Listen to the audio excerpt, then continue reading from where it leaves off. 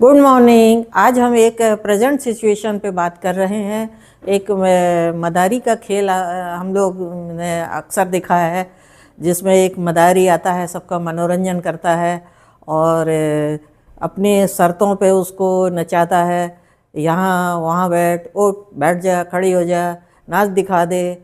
और जब मन होता है तो बोलता है चल ससुराल चल, और वो ससुराल चली जाती है।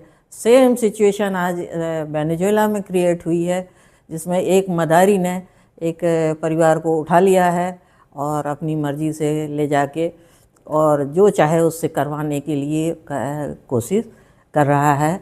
वो यूनाइटेड स्टेट ऑफ अमेरिका है, जिसने पूरे वर्ल्ड को एक सकते में डाल दिया है। इसका कारण है कि उसने सारे वर्ल्ड की एक संप्रभुता को चैलेंज किया है।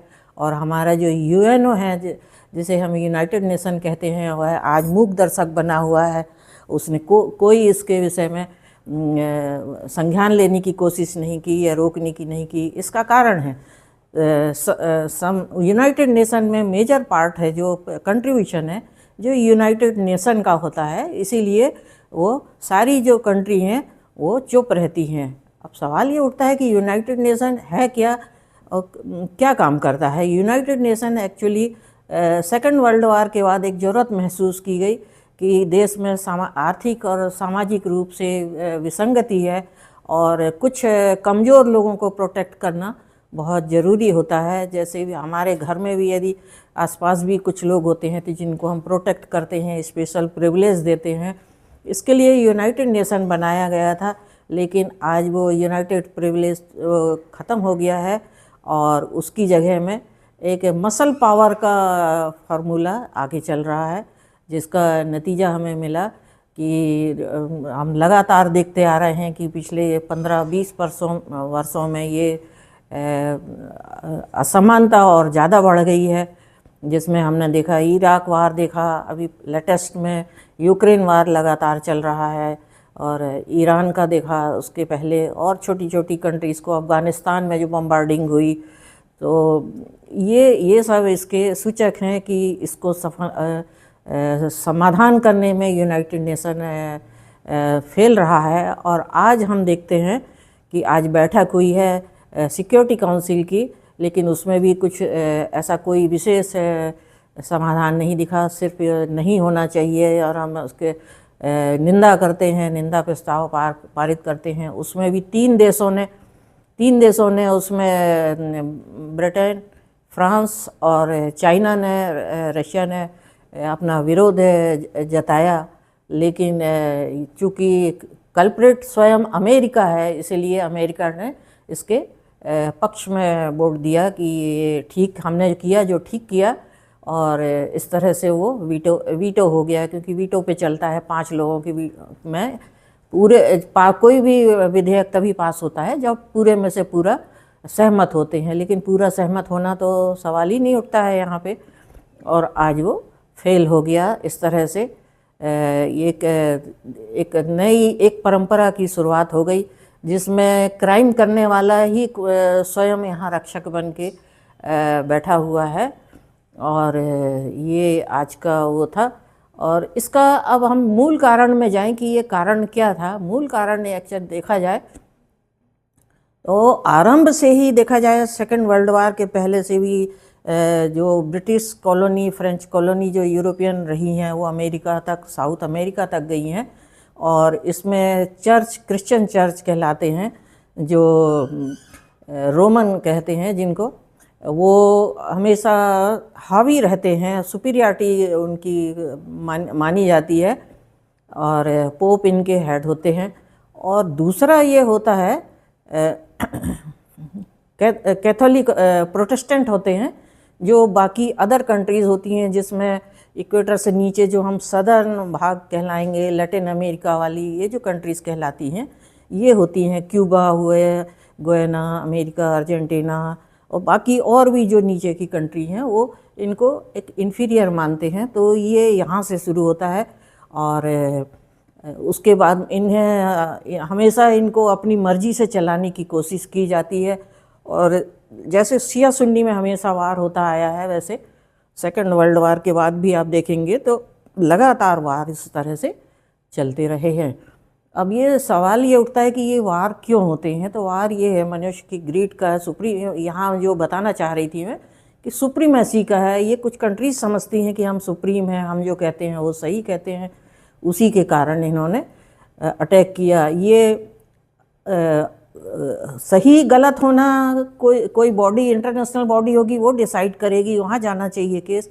लेकिन वहाँ ना जाके जो क्राइम करने वाला है वो खुद ही डिसाइड कर लेता है, उठा के ले जाता है वहाँ से रात में 2 बजे, और हस्बैंड वाइफ को, और अपने यहाँ अपने से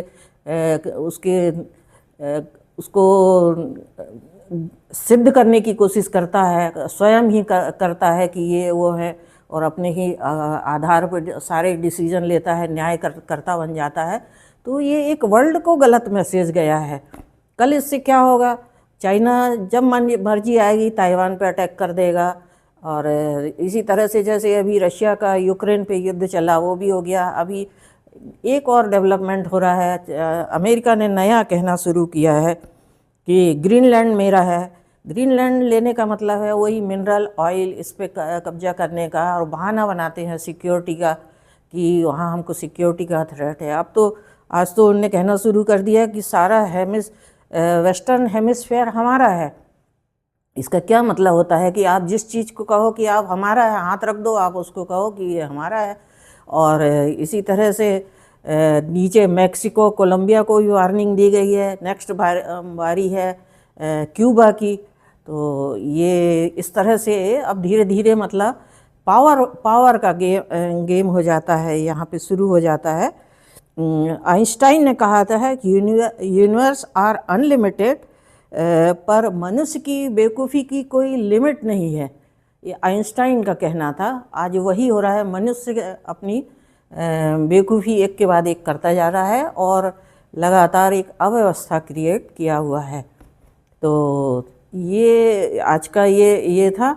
और इसका कारण तेल और सोना, मिनरल, ये जैसा कि सभी लोग जान रहे हैं, मेन ग्रीड वही है। और ये वार जो है आर्थिक हो गया है, सामाजिक से हट के ये आर्थिक वार हो गया है। और हो सकता है डोनाल्ड ट्रंप अपनी कांग्रेस की भी बात नहीं मानते हैं, और जो अपनी मर्जी से होती है डिक्टेट करते हैं।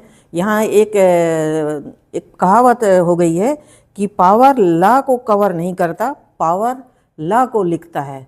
तो ये अपनी मर्जी से लॉ लिखने लगे हैं, पूरा वर्ल्ड का लॉ लिखने लगे हैं। ये शायद सिद्ध हो गया है।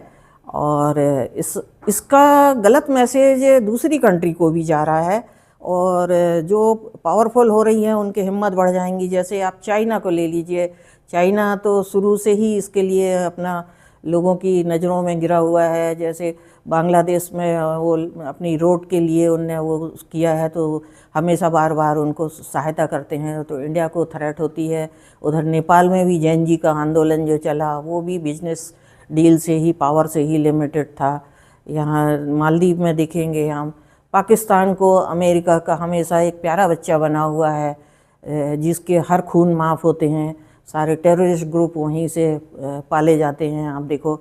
और डिफरेंट नामों से हैं, उनके नाम होते हैं। और इवन वहाँ की जो ISIS है, वो जब इंडिया से अलग हुए थे 1947 में, तभी उनके एक जो ब्रिटिश ऑफिसर जो वहाँ पे रुके थे, उन्हीं ने उनको ज्ञान दिया था। और वहीं से फिर वो कश्मीर पे अटैक हुआ, तो वो लगातार आज भी चला आ रहा है उसके लिए। और उसमें मिलिट्री के लोग सादे वेश में शामिल थे। फिर उसके बाद आप देखो कि तालिबानियों को जो ट्रेनिंग दिया वो भी अमेरिका के कहने पे वहाँ पे हुआ।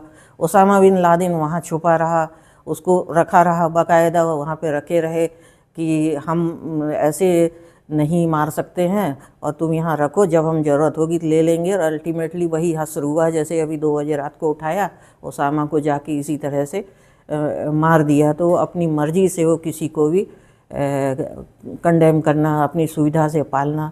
और ये जो टेररिस्ट ग्रुप हैं पूरे वर्ल्ड में जो हैं, चाहे हुती हो, चाहे सिमी हो, चाहे लश्कर हो, ये पाले गए हैं। और इवन इतना वो उनका इतनी महत्ता हो गई है कि वो कोई कंट्री यदि विरोध करती है, जब यूएनओ में होता है तो अलग नाम से वो ऑपरेट करने लगते हैं और दूसरे को वो पेसिफाई करके बिठा देते हैं कि आप शांत बैठ जाओ अभी थोड़े दिन, इस तरह का होता है। और यूएनओ भी आंख बंद किया रहता है कि जो इतने लोगों का नरसंहार लगातार होता है। जैसे अभी आप देखा जाए कि पहलगाम का हमला हुआ, चाइना ने कंडेम नहीं किया कि ये टेररिस्ट है। उसके बाद जब इंडिया ने अटैक किया तब भी उन्होंने, ऑपरेशन सिंदूर जब हुआ तो चाइना ने अपनी में पूरी मिलिट्री सहायता की, अमेरिका ने पूरे अपने टेक्नोलॉजी और सहायता दिया, टर्की पूरी ओपनली सामने आया।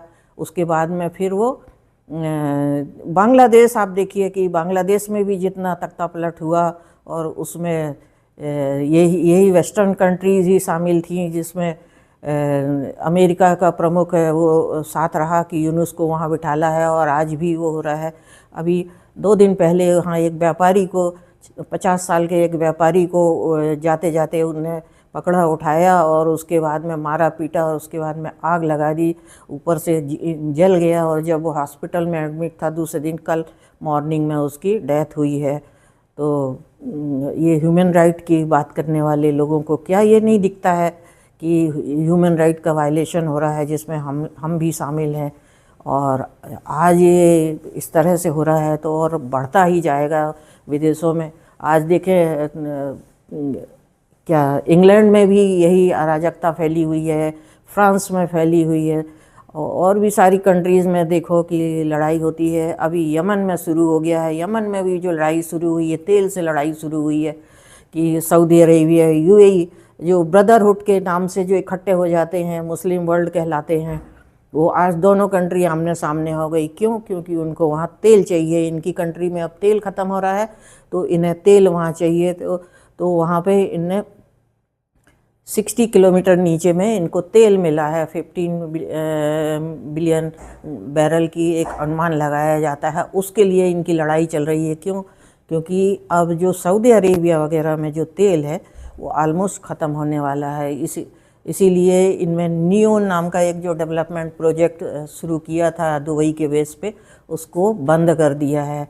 तो अब इनकी भी नज़र इधर उधर हो रही है और अपने जो ब्रदरहुड का जो नाटक करते थे वो बंद हो रहा है और एक दूसरे तरह की अब लड़ाई छिड़ रही है।